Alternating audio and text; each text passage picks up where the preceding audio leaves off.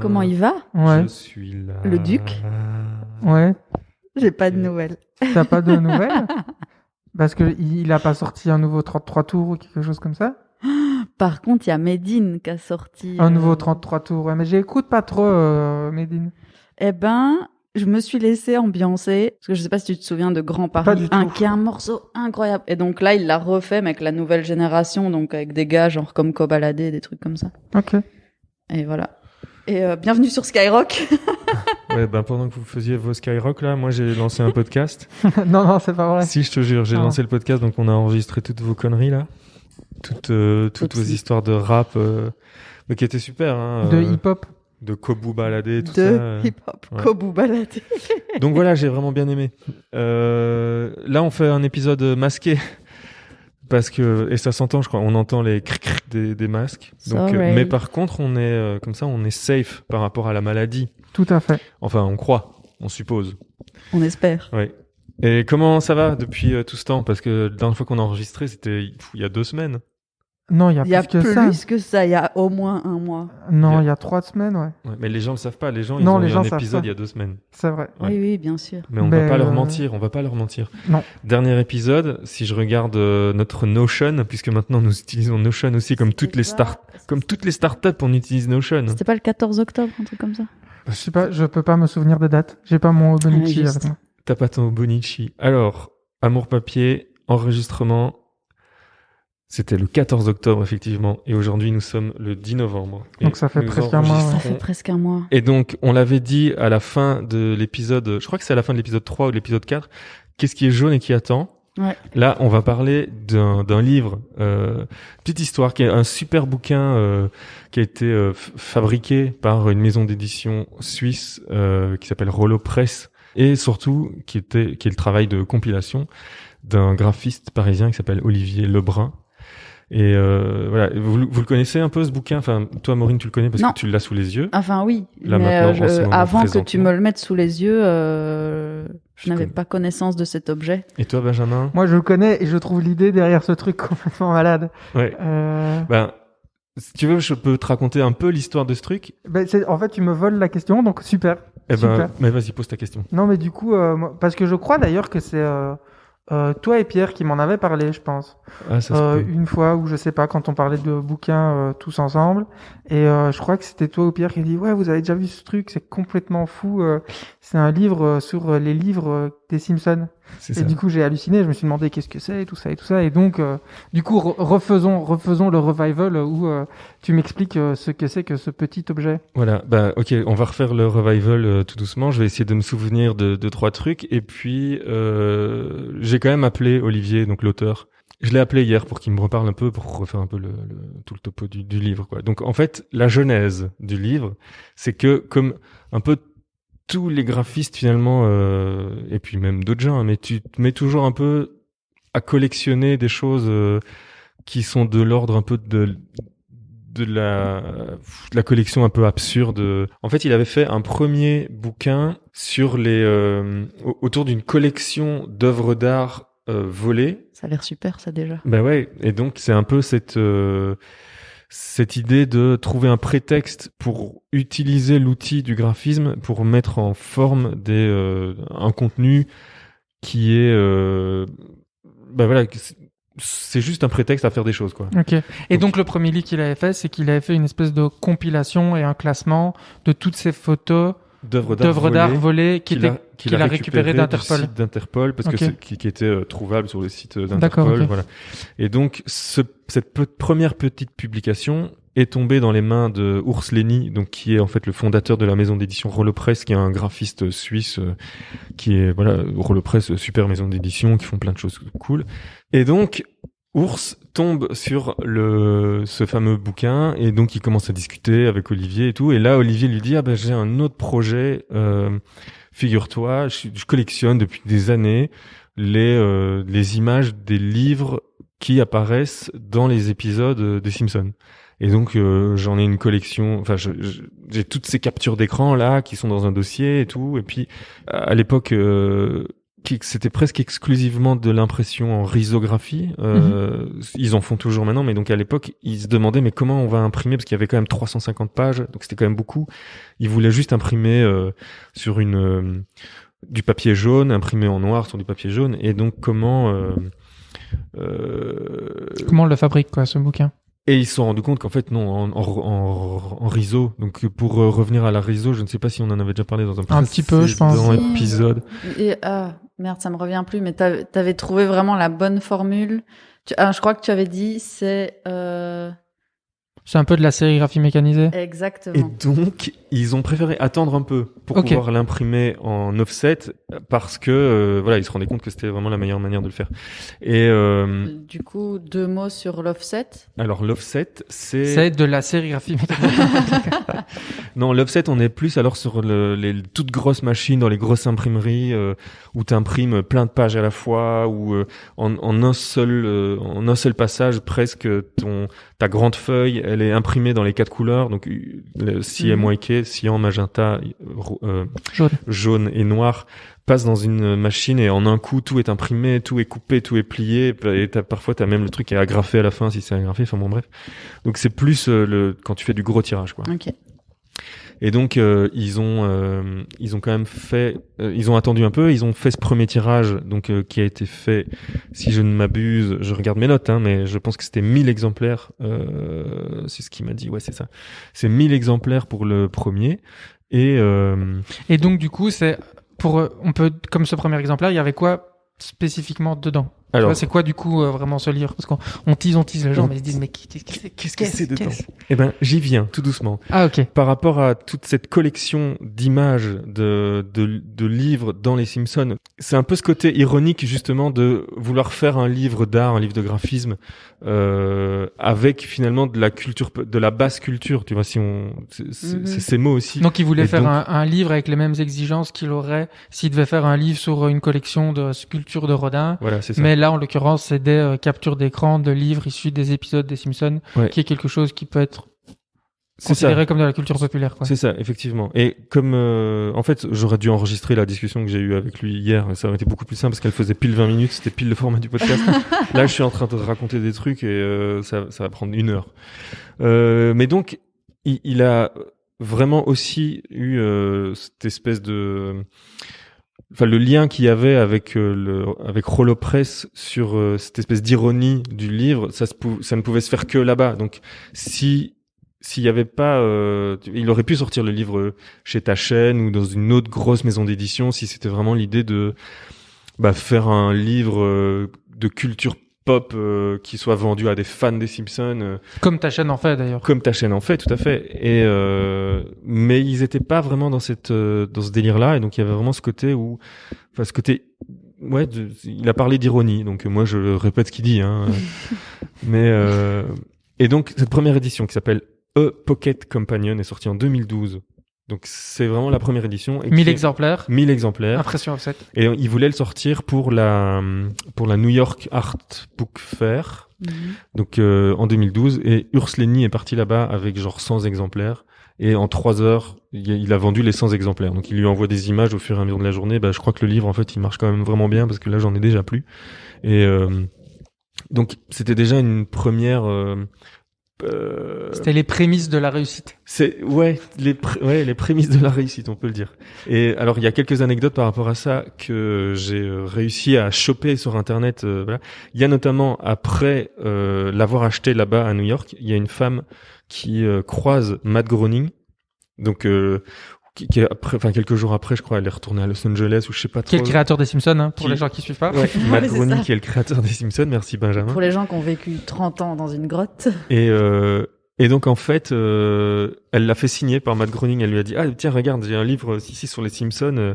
Donc c'est pas un livre officiel, mais donc c'est une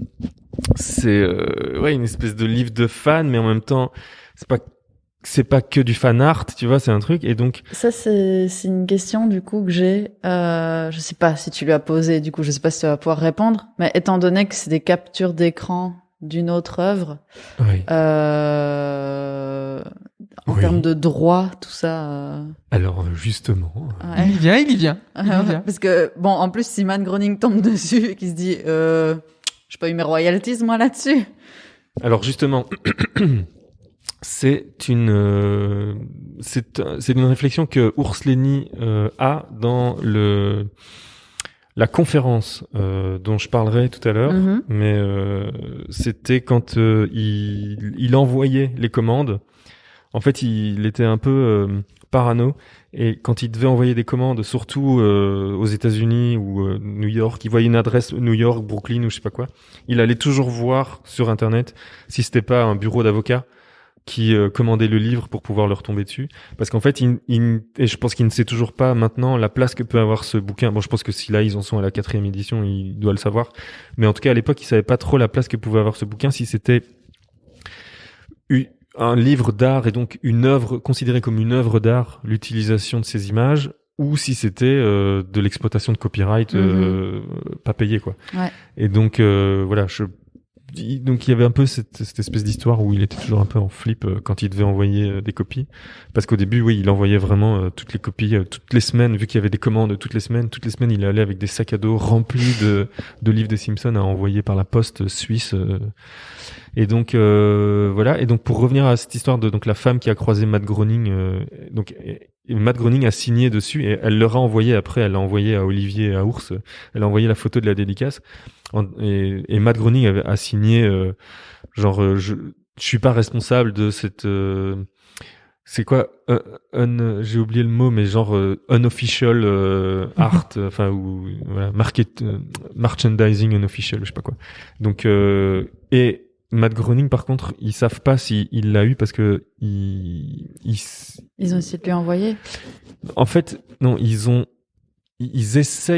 auraient voulu une espèce de rêve ultime que ce bouquin soit dans un épisode. Waouh, l'Inception. L'espèce d'Inception qui soit voilà, qu'il apparaisse dans un épisode. Et mais sinon non, Matt Groening en fait il collectionne tous les faux objets dérivés des Simpsons. Trop drôle. Et donc il a peut-être probablement un jour acheté le bouquin, mais ça on sait pas.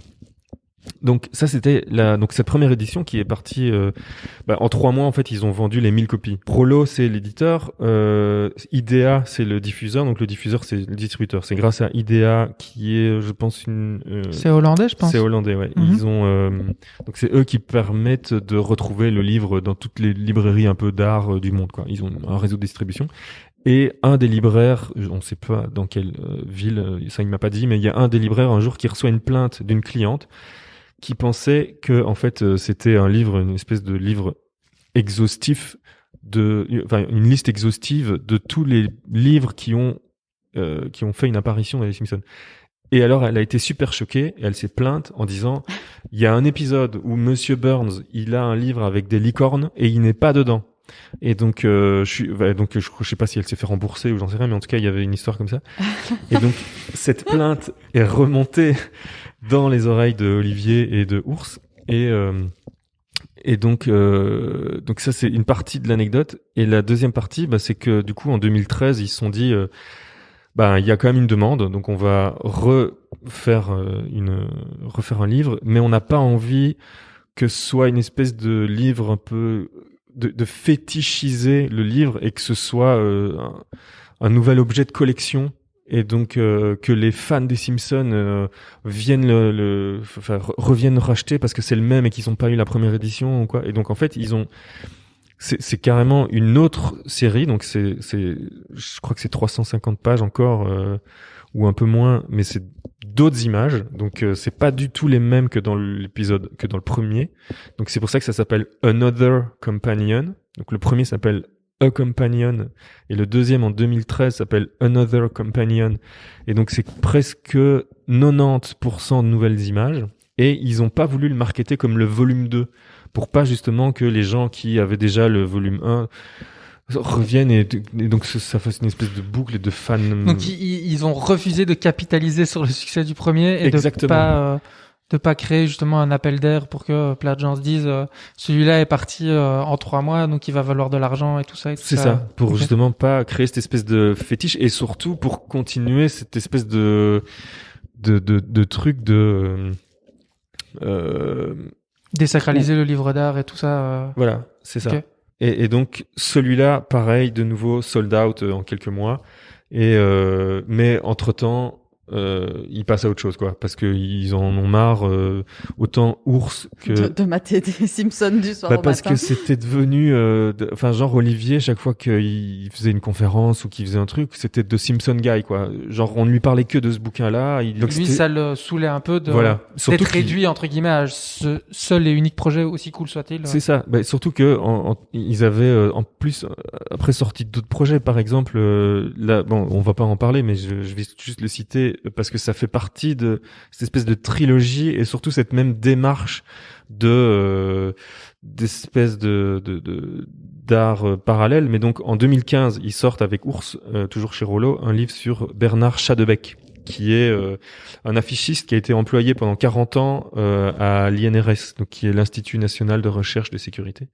Et en fait, qui a jamais été, il n'est jamais vraiment rentré dans l'histoire du graphisme, alors que des années plus tard, donc je crois qu'il a travaillé en 84, et genre c'est 25 ans, enfin ou 30 ans plus tard, en 2017, j'ai pas calculé, mais 30 ans plus tard, qu'il y a une espèce d'exposition sur son travail, qui est un travail pictural qui a marqué un peu les années de la sécurité, du graphisme en France via ces affiches de sécurité. Et donc voilà, ils ont fait un bouquin là-dessus. Le premier, c'était les œuvres d'art volées. C'est ça. Qu'il avait piqué sur Interpol. Voilà. Le deuxième, c'est les livres des Simpsons. Et le troisième, du coup, c'est des affiches de sécurité routière que potentiellement tout le monde a vu. Mettez votre ceinture ou ne buvez pas au volant. C'est ça. C'est pas la sécurité routière, c'était plutôt, enfin oui, mais il y aura un lien vers le livre de Chadebec, mais c'est plutôt des trucs dans les usines, genre mettez bien un casque. Ok, d'accord, j'avais pas compris ça, pardon. Et c'est des espèces de posters assez picturaux et assez en même temps qui mélangent un peu de l'humour, mais en même temps qui te font vraiment bien comprendre que si tu mets pas ton casque, tu vas mourir, quoi. Et donc il y avait ce bouquin-là qui était sorti après le deuxième. Après le deuxième Simpson, ouais. Okay. Et donc voilà, ils voulaient passer à autre chose, quoi. Donc ils s'investissaient tous les deux sur d'autres projets éditoriaux, quoi. Bref, tout ça pour dire que en 2018, Urs Lenny est invité par le Centre culturel suisse à Paris pour faire une conférence et il dit: mon pote Olivier est là, moi je veux faire ça avec lui parce qu'on travaille beaucoup ensemble et que la plupart pas la plupart, mais les projets éditoriaux dont j'ai envie de parler en ce moment, on les a fait ensemble, donc voilà, il va venir. Et donc cette conférence-là, je vais la mettre en lien dans la description parce qu'elle est vraiment assez cool et elle est visible sur Internet. Et il y a quelques trucs dont on parle ici qui sont repris dedans, quoi. Mais donc voilà, en 2018, ils font une conférence à Paris et à la fin, un peu comme le One More Thing de Steve Jobs, ils annoncent qu'ils vont ressortir alors une nouvelle version et en même temps qu'ils ont créé une nouvelle maison d'édition qui s'appelle Yellow Pages, donc pages jaunes, et ils impriment en fait sur des pages jaunes. Et ils ressortent alors un bouquin de livre des Simpsons. Du livre des Simpsons, qui ont donc l'édition 3. Et ça, c'est celle que toi tu as? C'est celle qui est devant nous, ouais, et qui s'appelle A Final Companion to Books. C'est ça, A Final Companion, qui est d'abord imprimé, si je ne m'abuse, à 1500 exemplaires. Et donc en fait, ils savaient que ça allait se vendre. Et donc ils ont mis du temps à reclasser tout. Donc oui, on n'a pas dit, mais c'est classé par ordre alphabétique des titres de livres.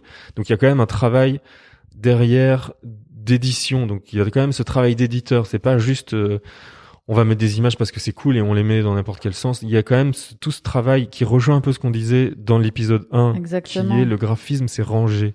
Et donc on est vraiment dans cette démarche-là où ils ont une quantité astronomique d'images et que en fait ils ont envie de créer une structure ou une organisation. Et donc là, en l'occurrence, c'est rangé par ordre alphabétique de bouquins. Et donc dans celui-ci qui fait à peu près 700 pages, là, ils ont passé des semaines et des semaines de classement pour pouvoir l'éditer.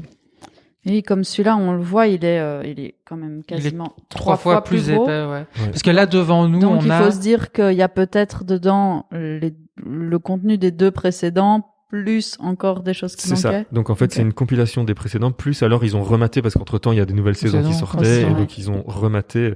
Et donc souvent, donc comme il l'explique dans la conférence, quand il revenait de Lyon, parce qu'il donne des cours à Lyon, il donnait cours à Lyon, ben il matait les épisodes des Simpsons en vitesse x8 sur VLC. Pour capter quand on envoyait un livre, des trucs comme ça. Et donc il y a tout ce nouveau travail là. Donc ils savent que de toute façon ça va se vendre, ils ont pas besoin de faire de crowdfunding, il faut juste investir un peu d'argent au début et ça va partir. Et donc effectivement la première édition, donc A Final Companion de 2018 tiré à 1500 exemplaires est épuisée. Et donc ils ont finalement toujours en 2018 retiré 5000 copies. Et donc là, je pense que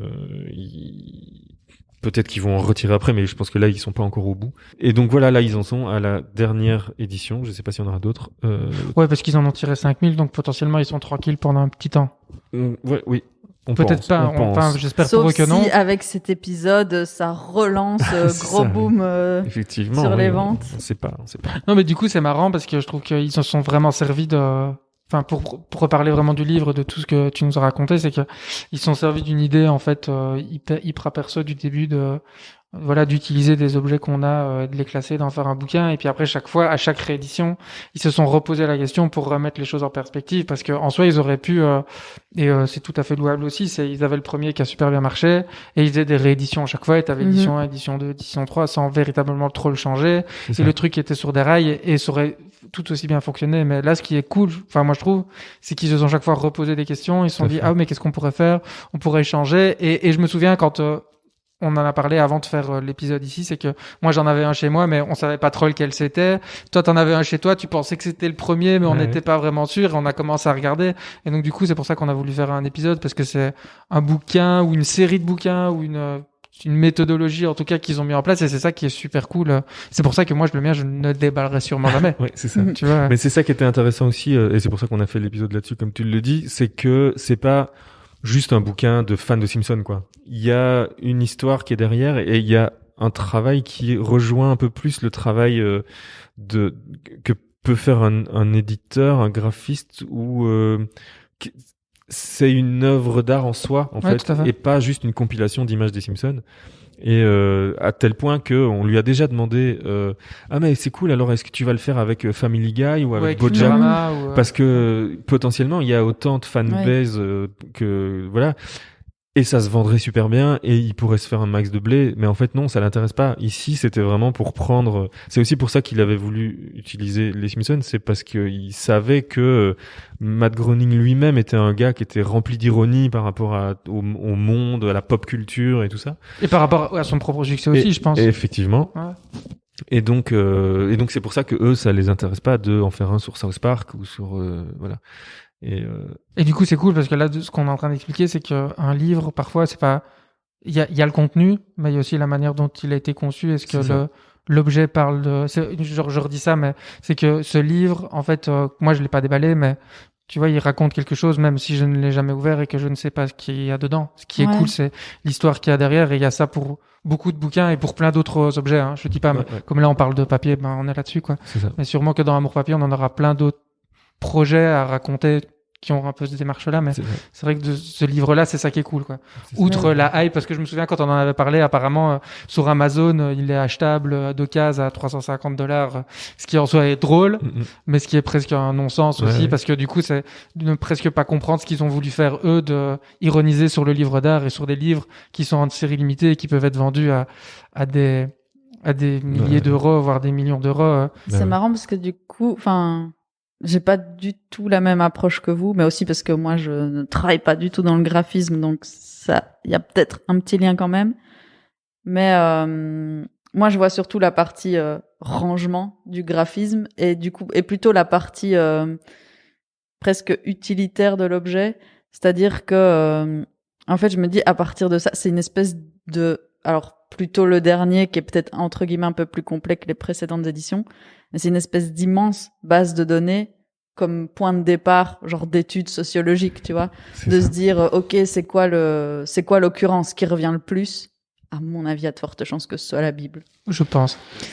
Et puis voir aussi par rapport aux dates de sortie des épisodes et des trucs comme ça, voir si c'est en lien avec l'actualité au moment où les épisodes sont sortis, ou aussi, je sais pas si, mettons, il y a eu des roulements dans les équipes, de voir si du coup il y a des changements dans les propositions de titres ou des trucs comme ça. Dans les équipes d'illustrateurs, de scénaristes. C'est ça. Que peut-être qu'à partir des années 2015, il y a un gars qui était fan de vaisseaux spatiaux. C'est et ça. donc il y a commencé à y avoir plein de livres sur les ça. vaisseaux spatiaux. Ouais, sûrement, en fait, je suis presque sûr, tu vois. Ouais, mais d'ailleurs, ce côté base de données, il me disait, c'est ça, là, en fait, lui, c'est ça qui l'intéressait vraiment.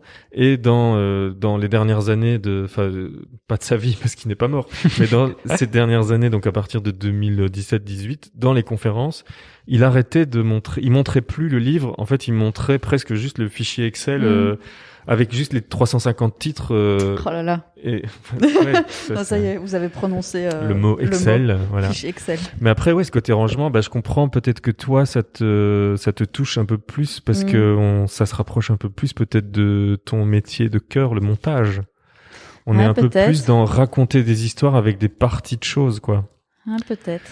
Et donc voilà, ça c'est ma petite analyse. C'est ton analyse à toi. C'est une belle analyse. Non, mais en tout cas, je me suis dit, si j'avais eu cet objet-là dans les mains à l'époque où il fallait écrire des mémoires de fin d'études, j'aurais été trop saucée. J'aurais fait un truc là-dessus. Ouais. Par ailleurs, si quelqu'un qui écoute a besoin d'écrire un mémoire, ne veut pas le faire lui-même et a plein de thunes, franchement, faites-moi un PayPal, j'adorerais faire ça. Voilà. Eh ben, il y a justement plein de gens qui nous écoutent de l'université qui doivent faire une étude sociologique sur les livres dans les Simpsons. Mais non, mais c'est cool, mais c'est vraiment je trouve que ce livre représente, pour revenir sur l'idée des Simpsons, ça représente vraiment une vision du graphisme, quoi. Après, on en parle parfois souvent.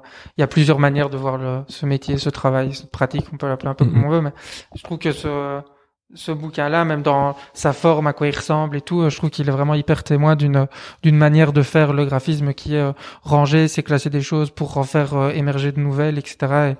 Et il y a peut-être moins le côté esthétisation extrême, même si l'esthétique est très marquée en tout cas dans le travail d'Olivier Lebrun que je connais, tu vois. Pas Olivier, je le connais pas, mais son travail. Le travail que tu connais. Donc voilà, c'est cool. Super. Et c'est pour ça qu'on voulait en parler. Effectivement, c'est pour ça qu'on voulait en parler. Merci de nous avoir écoutés jusqu'au bout, c'est vraiment super. Si vous voulez soutenir le podcast, vous pouvez aller l'écouter sur toutes les plateformes et en plus de ça, mettre des étoiles ou vous abonner sur la page Spotify. C'est un peu les seules actions qu'il y a à faire, ou vous abonner tout court sur votre application de podcast préférée. Moi j'utilise Overcast, personnellement, j'adore. Et donc vous vous abonnez, c'est vraiment super. Et alors si vous voulez soutenir avec un peu plus que un clic et un pouce en l'air, vous pouvez soutenir financièrement aussi tous les podcasts qu'on fait. Pour le moment, il y en a que 2, mais potentiellement, il y en a plusieurs qui vont arriver en 2021. On a un Patreon qui est mis en place avec notamment des packs qui sont cool, où vous nous soutenez moralement et que vous avez des épisodes en avance et vous avez des petits bonus et des trucs comme ça. Et puis il y a surtout 2 packs qui sont vraiment super cool, où on vous envoie des livres chez vous tous les mois dans votre boîte aux lettres. Alors ça, je pense qu'on est le seul podcast au monde à le faire. Ça, c'est une dinguerie. Ça, c'est un truc de dingue. C'est le pack d'amour où vous recevez chez vous un livre tous les mois, quoi. C'est vraiment dingue. Moi, j'ai jamais vu ça. Moi, si j'étais vous, je m'abonnerais. Moi, si j'étais moi, je m'abonnerais. Eh ben, faites-vous plaisir, donnez-nous de l'argent. Bon. Allez, bisous. Merci, salut. Salut.